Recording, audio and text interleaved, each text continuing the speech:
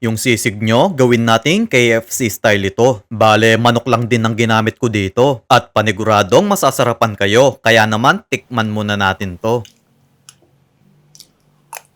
Gagamit tayo ng chicken breast fillet. Hiwain lang natin to into cubes.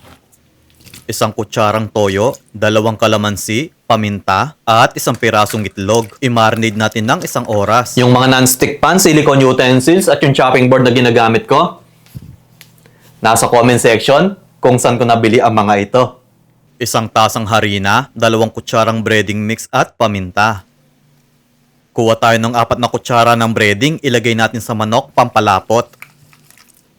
Then, balutan natin ng breading ito. Yung kalahati ng chicken breast, sisig ang gagawin ko. At yung kalahati naman ay pinirito.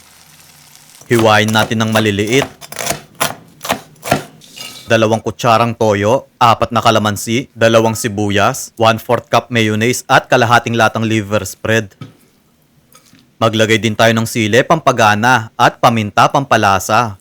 O, diba? Ang dali lang ng pagluluto nito. Kaya kung gusto nyo pa ng mga recipe na tulad nito, mag-follow lang kayo kay Lokong Kusinero para ma-update kayo sa mga susunod na video. Heto na complete list of ingredients ng ating sisig rice bowl. Bye-bye! Bye-bye!